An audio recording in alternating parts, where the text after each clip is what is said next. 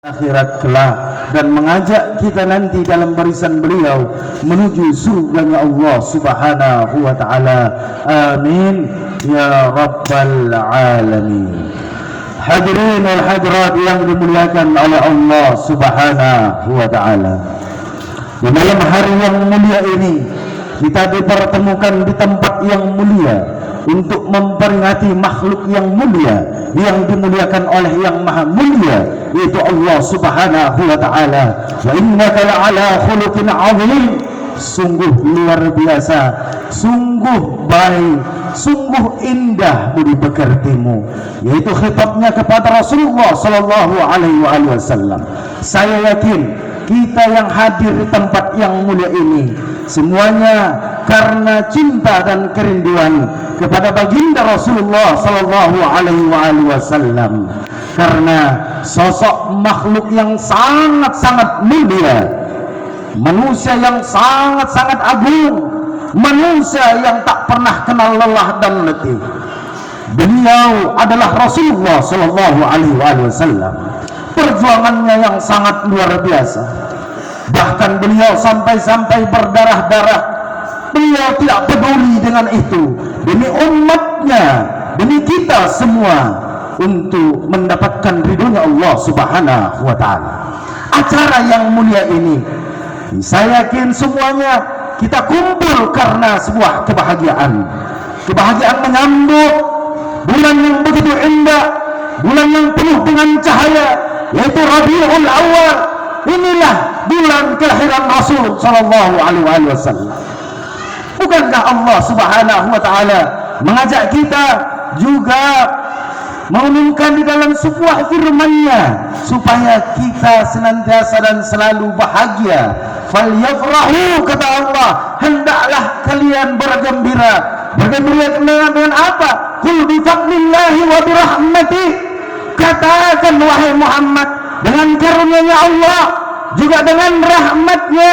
Fabidzalik, dan dengan karunia tersebut dan dengan rahmat tersebut, falyafrahu, maka hendaklah kalian bergembira. Di dalam kitab tafsir yang dikarang oleh Imam At-Tabarani di dalam Jami'ul Ahkam, beliau menjelaskan al-fadl di sana adalah al-ilmu, wal rahmah di sana adalah rahmatnya Allah.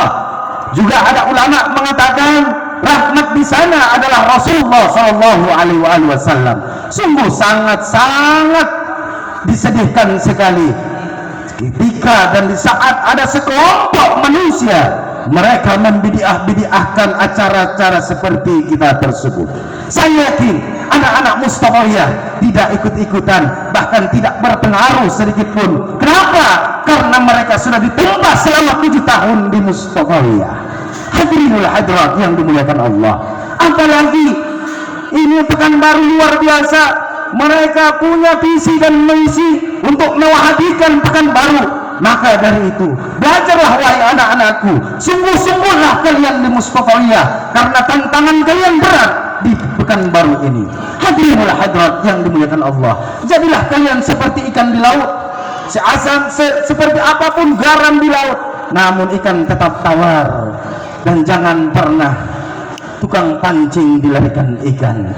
Hadirin yang dimuliakan Allah, kalian sudah dididik, kalian sudah ditempa, mulai dari tafsir usul tafsirnya, mulai dari hadis usul hadisnya, fikih dan usul fikihnya. Jawablah dengan ilmu-ilmu yang sudah kau timpa, yang sudah kau ambil, yang sudah kau pelajari dari guru-gurumu.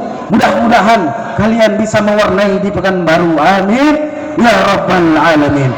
Hadirin yang dimuliakan oleh Allah Subhanahu wa taala, gembira menyambut kedatangan Rasulullah adalah salah satu yang sangat dimuliakan oleh Allah, yang dianjurkan oleh agama.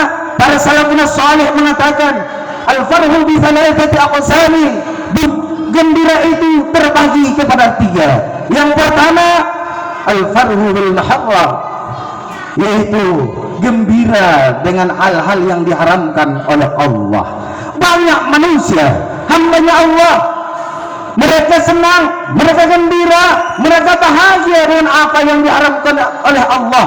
mereka kerjakan apa saja yang dilarang oleh Allah, mereka begitu gembira, padahal ujung-ujungnya sengsara dunia dan akhirat. Seperti tadi ada puisi, ada anak-anak kita yang tampil istilah pacaran. Banyak di antara pemuda dan pemudi mereka senang dengan namanya pacaran, padahal itu adalah maksiat, itu adalah dosa besar. Maka sungguh beruntung orang tuanya di saat orang tuanya memasukkan anaknya ke pesantren. Kenapa? Karena pesantren adalah penjara suci bagi mereka. Hadirin yang dimuliakan oleh Allah Subhanahu wa taala. Ada juga yang senang, yang gembira dengan memakai narkoba, yang menghisap narkoba, bahkan yang memakai sabu. Dan tidak sampai di situ, mereka juga para tikus-tikus kantor, mereka bahagia dengan korupsinya, bahkan mereka sangat bangga memamerkan apa-apa saja yang mereka lakukan, padahal itu adalah mengundang murkanya Allah Subhanahu wa taala. Hadirin yang dimuliakan oleh Allah. Yang kedua yaitu al-farhu, kebahagiaan bil mubah, dengan segala hal yang mubah. Makan adalah mubah, minum adalah mubah, tidur adalah mubah, duduk adalah mubah, banyak hal-hal yang mubah. Namun kalau orangnya biasa duduk di majelis ilmu, dia ngaji sama para ulama, dia duduk di hadapan para ustadz, apalagi di Pekanbaru banyak ustadz-ustadz kita, banyak guru-guru kita, khususnya mereka dari alumni pesantren Mustafaliyah. Duduklah di hadapan mereka, insya Allah yang mubah akan diangkat derajatnya menjadi sunnah. Hadirin yang dimuliakan Allah, kita ambil contoh seperti tidur.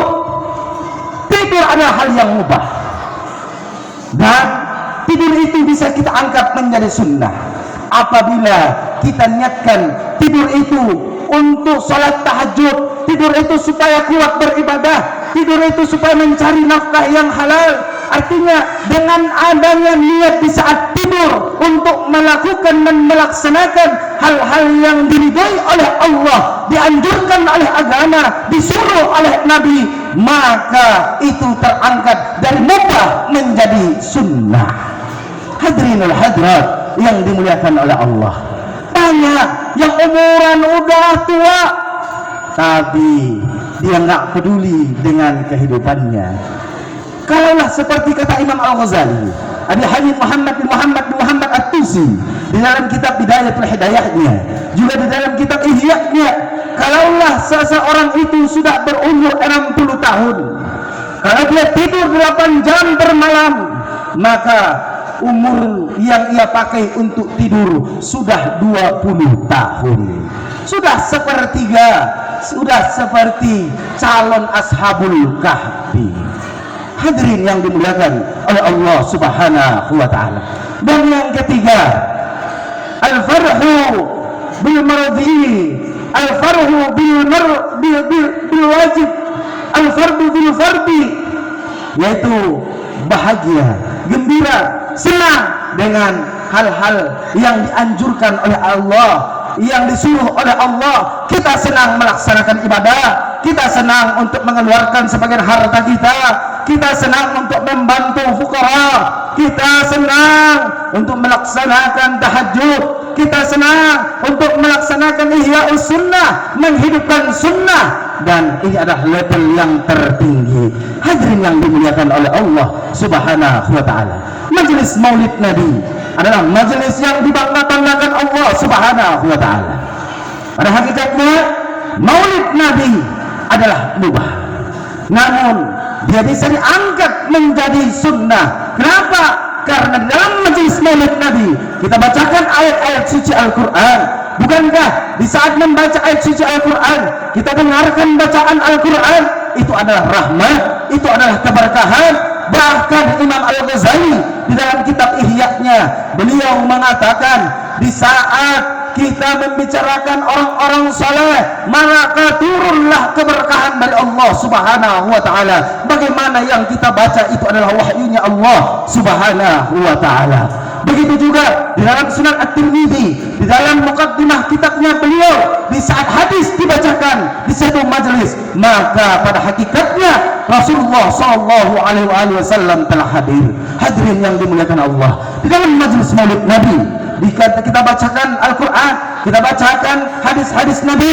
Begitu juga kita ceritakan tentang orang-orang saleh, penuh dengan keberkahan, penuh dengan rahmat, pantas dibanggakan oleh para malaikat. Di suatu saat Rasul Shallallahu Alaihi Wasallam menemui sahabat-sahabatnya dalam sebuah halaqah perkumpulan mereka. Apa kata Nabi? Apa yang menyebabkan kalian kumpul seperti ini, wahai sahabatku? Apa mereka jawab? Ya Rasulullah, kami kumpul nadkurullah, untuk mengingat Allah, wa nahmaduh, dan juga untuk memuji Allah. Begitu juga kami bersyukur karena sudah dikaruniakan ma manna alaina bih, apa yang Allah karuniakan kepada kami. Hadis ini dalam Sahih Muslim. Derajat hadis sangat tinggi karena setelah Imam Bukhari barulah Imam Muslim, apalagi sepakat antara Bukhari dan Muslim menjadi muttafaqun alaih. Sehingga Rasulullah Shallallahu Alaihi Wasallam beliau bersumpah, wallahi ma ajalasakum illa dzat, demi Allah, apakah betul-betul kalian kumpul seperti ini hanya untuk itu? Betul ya Rasulullah. Ada apa ya Rasulullah sampai kalian mengangkat sumpah?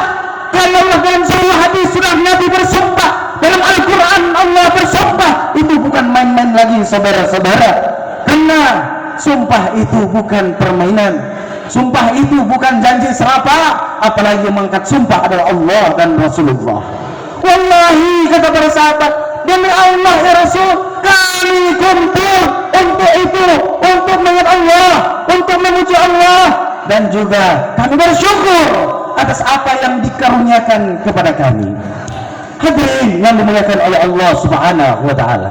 Terus apa hubungannya dengan majelis Maulid Nabi dengan hadis tersebut? Nah, di sini kita jawab. Kadang-kadang pertanyaan ini dari kaum Salafi, dari kaum Wahabi. Apa itu hubungan hadis tersebut? Kita garis bawahi ma manna alaina bih. Kalau kita ambil di dalam kitab musnadnya Imam Ahmad bin Hanbal, bukan ma manna alaina bih, tapi redaksi hadis ma manna alaina bika, apa yang Allah sudah karuniakan kepada kami, yaitu kehadiranmu ya Rasulullah. Hadirin yang dimuliakan Allah, jangan kita ambil kesimpulan kalau baru baca satu hadis. Ini kesalahan besar. Inilah salahnya para Salafi, inilah salahnya para Wahabi. Kenapa?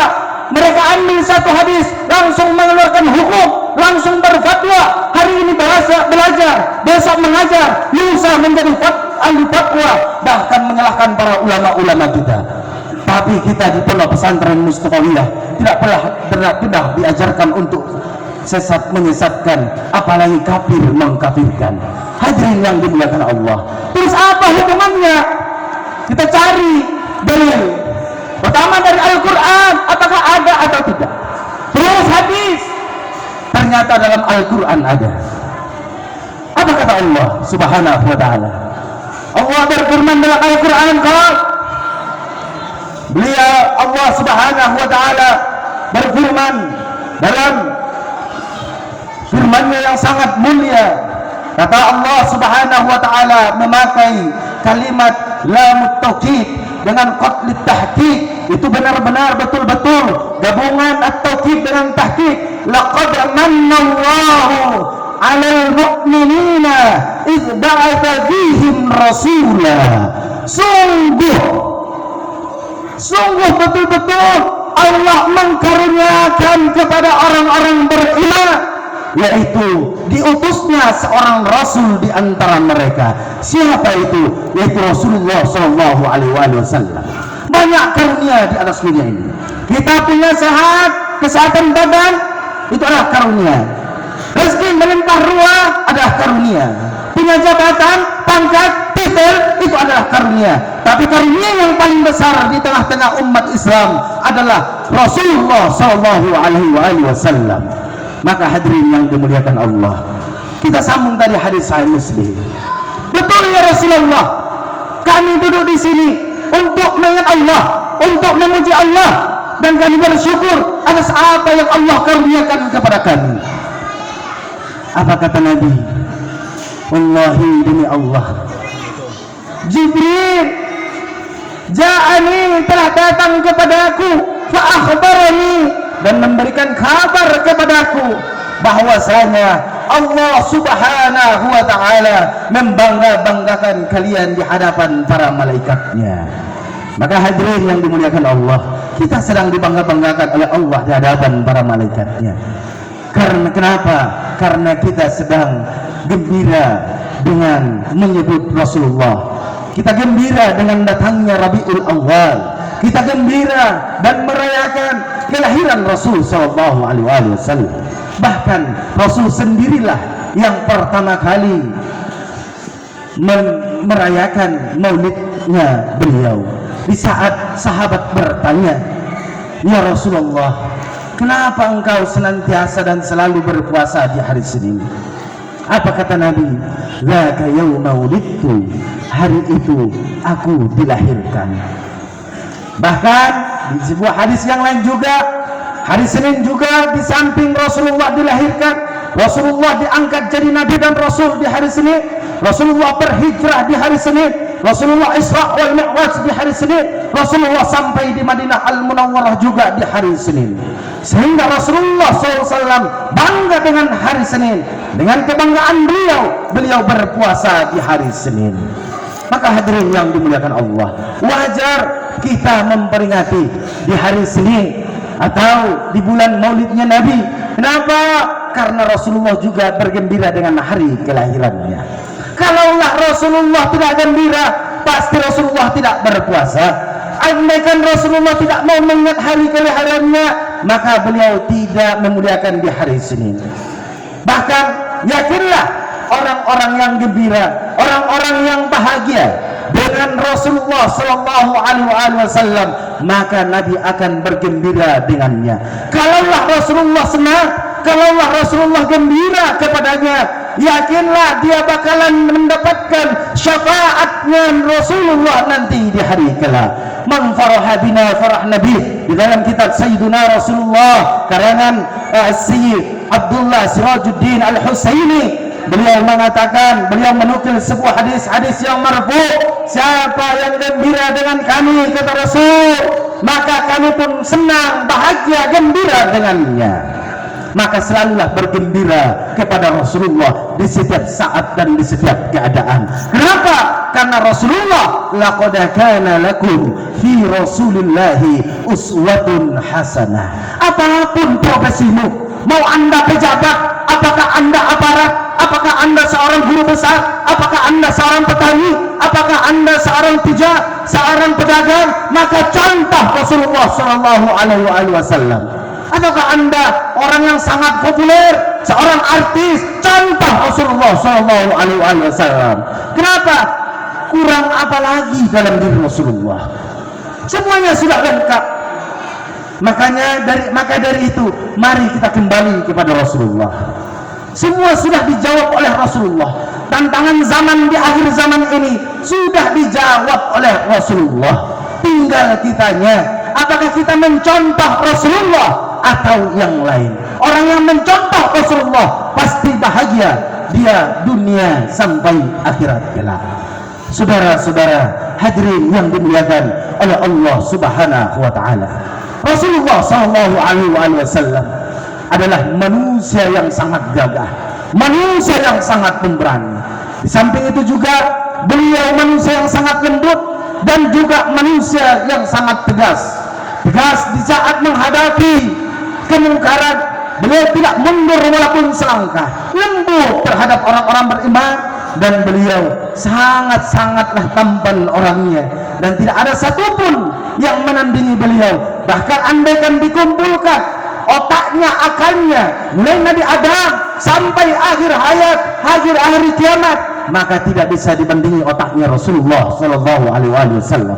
Andaikan seluruh ketampanan manusia dikumpulkan di satu wadah untuk melawan ketampanan Rasulullah, maka tidak ada satupun yang bisa menandinginya.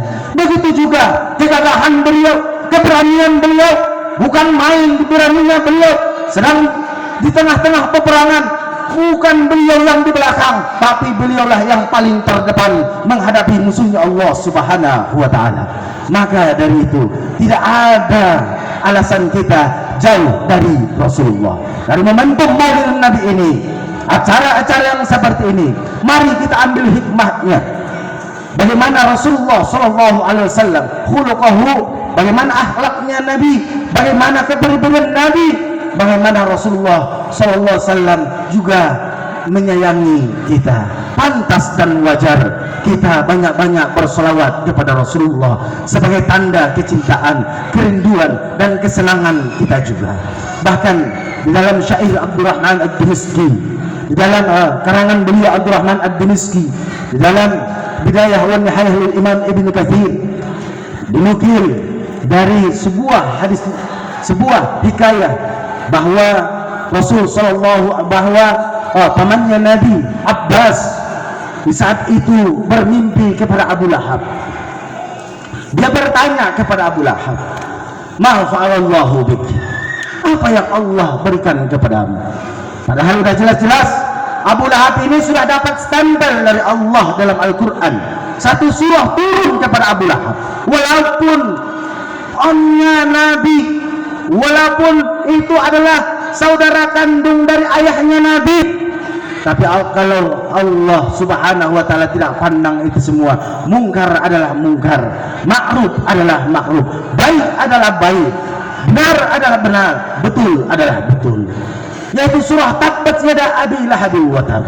Apa dalam unggahan syairnya? Idza kana hadza kafir jaa dhammu bi tabbat yadahu fil jahim mukhallada ata annahu fil yawmil itsnaini abada yukhaffafu anhu lis-sururi bi ahmada fama dhannu bil 'abdi alladhi duna umri masruran bi ahmada wa mata muwahhida. Kalaulah Abu Lahab sendiri yang diturunkan satu surah untuknya dan sudah diabadikan dalam Al-Quran dan kekal di neraka jahim, di setiap hari Senin Abu Lahab mendapatkan keringanan dari Allah Subhanahu wa ta'ala dalam siksanya. Maka bagaimana dengan orang yang beriman? Dia hidup dalam keadaan iman, dia hidup tidak pernah menyakiti Nabi, dia hidup bahagia, bangga, senang dengan Rasulullah, dan dia mati dalam keadaan bertauhid, pasti mendapatkan keringanan dalam kubur juga nanti di akhirat kelak. Hadirin yang dimuliakan oleh Allah Subhanahu wa ta'ala, ekspresi kita menunjukkan rasa bangga dan bahagianya kita, satu-satunya adalah berselawat kepada Rasulullah. Tandanya kita iman kepada Nabi, mutaba'atun Nabi, mengikuti Rasulullah. Di dalam kitab Tajul Arush, karena Imam Ibn Atha'illah As-Sakandari, beliau mengatakan, mutaba'atun Nabi miftahul usul ila Allahil Jalil, satu-satunya kunci mendapatkan ridhonya Allah, pintu mendapatkan ridhonya Allah, pintu supaya diangkat Allah derajatnya, diangkat Allah dia menjadi ulama'nya, diangkat Allah dia menjadi walinya. Satu-satunya kunci dan pintu tersebut adalah Rasulullah sallallahu alaihi wasallam. Dan terus beliau mengatakan, mutaba'atun Nabi, mengikuti Nabi itu ada dua. Yang dua ini nggak bisa dipisah. Yang pertama bil khafi wal jali, dengan zahiran wa batinah, dengan terang-terangan, dengan secara zahir kita mengikuti Nabi. Nabi salat, kita salat. Nabi puasa, kita berpuasa. Nabi jihad, kita berjihad. Nabi membayar zakat, kita juga mengeluarkan zakat. Dan begitu juga bil khafi, yaitu yang berhubungan dengan sholat, yang berhubungan dengan zakat, yang berhubungan dengan jihad. Artinya harus dengan ilmu. Sholat kita nggak sembarang sholat, tapi sholat kita harus dengan ilmu. karena al-amalu bila ilmin la yakun wal amalu bila ilmin mardud, adalah orang-orang yang beramal, yang mengerjakan amal ibadah tanpa didasari dengan ilmu, maka amalnya ditolak Allah Subhanahu wa taala. Amalnya sia-sia di hadapan Allah Subhanahu wa taala. Itulah pentingnya kita duduk di majelis ilmu, kita dihadir di acara-acara Islami seperti ini. Kenapa? Karena dapat banyak yang dapat kita petik dan juga sebuah renungan kita di dalam kehidupan kita. Hadirin wal hadirat yang dimuliakan oleh Allah Subhanahu wa taala. Rasul sallallahu alaihi wasallam juga mengajari kita dalam sebuah hadis beliau, "Addibu auladakum bi thalathati khisal." Ajarilah anak-anak kalian dengan 3 macam. Yang pertama ala hubbi nabiyikum, yaitu mencintai nabi kalian, mencintai Rasulullah, mencintai Nabi adalah syarat iman. Orang yang tidak cinta kepada Nabi, orang yang setengah-setengah cinta kepada Nabi, maka imannya tidak sempurna. Bisa jadi imannya zong, imannya nihil, imannya nggak ada pengaruh ibadahnya semuanya.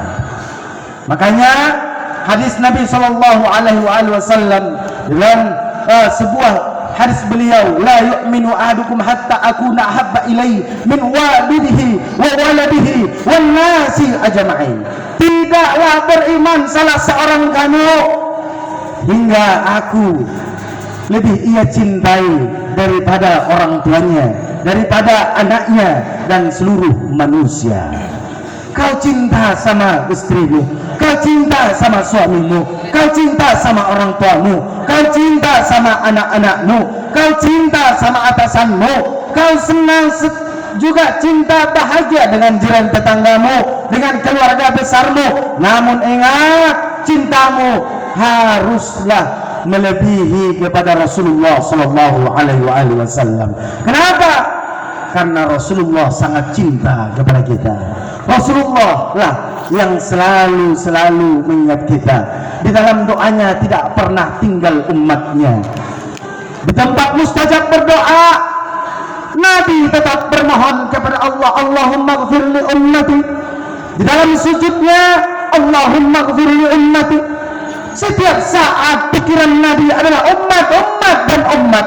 Bahkan di akhir hayat beliau masih umat. Di dalam pada masyar nanti adalah umatnya. Juga di saat ingin mengikuti titian shiratal mustaqim adalah umatnya juga. Bahkan para ulama juga mengatakan Nabi tidak senang, Nabi tidak mau menikmati kenikmatan hidangan surga yang Allah hidangkan di surga sebelum dipastikan umatnya semua sudah masuk ke dalam surga. Wajar dan pantas kita berselawat kepada Nabi, kita memperingati maulidnya Nabi, kita mempelajari syama'ilnya Nabi, kepribadian Nabi. Kenapa? Karena semua kehidupan Nabi, semua waktunya Nabi, semua umurnya Nabi sudah beliau persembahkan untuk kita umatnya. Di dalam tafsir Ibnu Katsir dijelaskan ada 2 versi riwayat. Yang pertama, di saat beliau di pemakaman Baqi yang ada di Madinah Al-Munawwarah, satu riwayat beliau sedang berada di halaqah majelis ilmu beliau yang bernama di tempatnya itu Raudhatus Syarifah, yang di dekat di samping rumahnya beliau. Yang pernah haji dan umrah pasti kebayang dengan Raudhah, pasti kebayang dengan Jannatul Baqi, Jannatul Gharqad, pemakaman yang sangat mulia. Nah, di saat itu Nabi meneteskan air mata, Nabi menangis. Di dalam tangisan beliau keluarlah beberapa kalimat, ahibbai, ahibbai. Dalam satu riwayat, ikhwani, aku rindu kepada kalian. Wahai para kekasihku, aku rindu kepada kalian. 3 kali diulang-ulangi oleh Rasulullah. Seorang sahabat berdiri memberanikan diri bertanya kepada Rasulullah, ya Rasulullah, kenapa engkau menangis sambil memanggil-manggil kekasihmu, sambil menyebut-nyebut saudaramu? Bukankah kami ini adalah kekasihmu? Bukankah kami ini adalah saudaramu yang setia denganmu? Kami persembahkan seluruh semata-mata untukmu. Kami temani kamu di saat perang, di saat kepanasan dan kedinginan. Kami selalu berada di sisimu. Apakah kami yang kau tangisi ya Rasulullah? Apa jawab Nabi? La, tidak. Walakinnakum ashabi, namun kalian adalah sahabatku. Terus siapa yang kau tangisi ya Rasul? Yang kau rindukan itu ya Rasulullah? Apa jawaban Nabi? Hum yu'minuna bi wa lam yarani. Mereka adalah orang-orang yang beriman kepadaku. Mereka yang tidak pernah melihatku. Mereka yang tidak pernah musafahah perjabatan tangan denganku. Mereka tidak pernah ikut serta perang denganku. Mereka tidak pernah mendengarkan wahyu yang saya sampaikan, namun mereka tetap beriman kepadaku. Siapakah mereka itu? Mereka itu adalah kita semua. Namun pertanyaannya, Nabi 14 abad silam, beliau sudah meneteskan air mata, beliau sudah menangis untuk kita. Apakah kita pernah menangis untuk Rasulullah? Apakah kita pernah menangis karena rindu kepada Rasulullah? Apakah kita pernah menangis karena menyebut namanya Rasulullah? Apakah kita pernah menangis meneteskan air mata di saat kita mengenang perjuangan Rasulullah? Kalaulah belum pernah, sungguh kerasnya hati kita, sungguh keringnya air mata kita.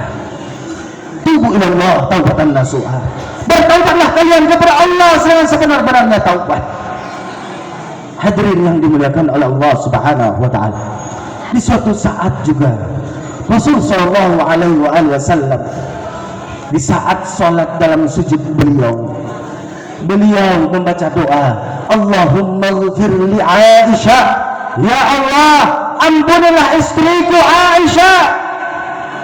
Beliau sangat senang, beliau sangat bahagia, beliau sangat gembira, sehingga beliau meneteskan air mata yang keluar bukan air mata buaya, tapi air mata yang keluar adalah air mata bahagia. Setelah Rasulullah sallallahu alaihi wasallam menatap istrinya, ternyata istri beliau Sayyidatina Aisyah Ridha sedang meneteskan air mata. Matanya sudah berkaca-kaca. Beliau bertanya, wahai Aisyah, apa yang menyebabkanmu menangis? Ada apa denganmu wahai Aisyah? Ya Rasulullah, siapa yang tidak terharu? Siapa yang tidak menangis? Siapa yang tidak bahagia di saat seorang Rasul, di saat seorang yang diangkat Allah menjadi kekasihnya, doanya diijabah Allah, doanya didengar oleh Allah, doanya pasti dikabulkan oleh Allah, menyebut namaku dalam doanya dan meminta kepada Allah supaya aku diampuni oleh Allah. Karena itulah aku menangis ya Rasulullah. Apa kata Nabi? Wahai Aisyah, asal kamu tahu, itulah doaku selalu untuk umatku. Aku tidak pernah meninggalkan doa untuk umatku, untuk ampunan kepada umatku. Allahumma ighfir li ummati, ya Allah ampunilah umatku. Maka hadirin yang dimuliakan oleh Allah Subhanahu wa taala, Rasul sallallahu alaihi wasallam semua waktunya sudah dipersembahkan untuk kita. Wajar dan pantas kita mempersembahkan semua jiwa, raga dan waktu kita